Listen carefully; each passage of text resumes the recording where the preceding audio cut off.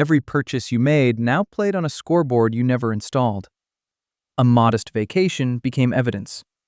A new coat became a statement. Meanwhile, the old car you kept confused them more than a sports car would have. Nothing you bought, or refused to buy, could come down off that board. So you started shrinking, on purpose. The old jacket to every gathering. The worn car parked a street away. Success edited out of your own stories. Trips untold. Wins swallowed.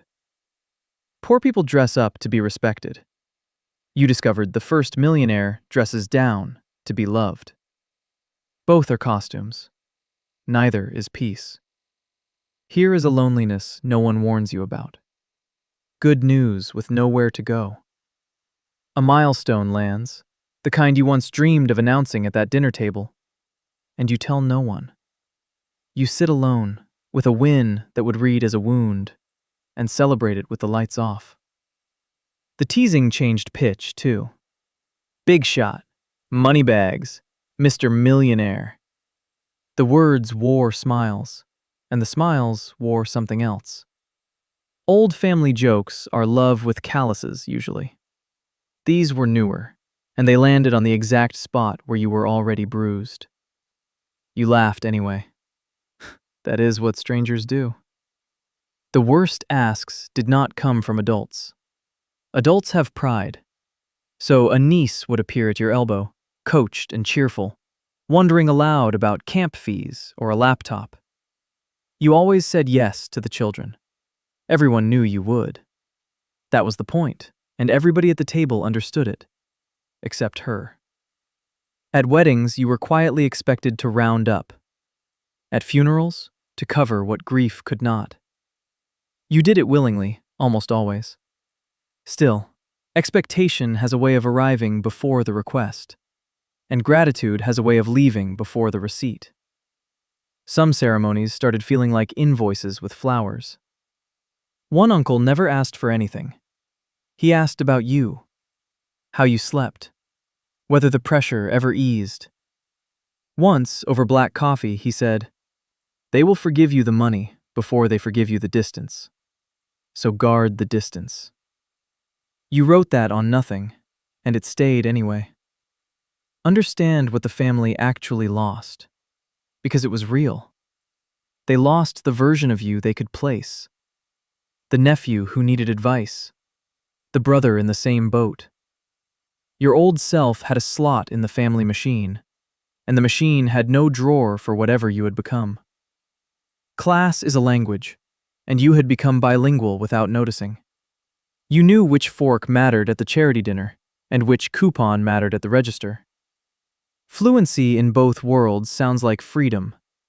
It mostly feels like translation fatigue, and like belonging fully to neither country on either side of the table. You also became a mirror nobody requested. Your existence reflected choices back at people you loved. The brother who never saved saw his decades in your balance. That reflection preceded you into every room. It was never your words that made them defensive. It was the math your presence did silently. Here is what took you years to see. The stranger is a role, not a fact. The family needed someone to hold the distance the money created, and you were cast. Roles can be declined. Not loudly, not once, but steadily, the way you built the million in the first place. You replaced case-by-case drama with one quiet system. A fixed family fund, refilled monthly, with rules you decided once, in calm. Real emergencies, covered fast. Lifestyle gaps, declined kindly. The fund said no so that you could stay a brother. Structure absorbed the resentment that used to hit your face. You learned 5 words that saved whole relationships. Let me think about it. Not a wall, a doorway with a pause built in. Urgency is where family money goes wrong. Every disaster wants an answer at dinner. Almost nothing true is decided well there, and almost everything survives until morning. The best giving turned out to be the invisible kind. A tuition balance that vanished. A repair bill mysteriously settled. No name attached, no thanks possible, no debt created. Anonymous help is the only money that leaves a family exactly as it found it, only lighter. You gave more that way, not less. Generosity has a volume knob, and you once turned it too high.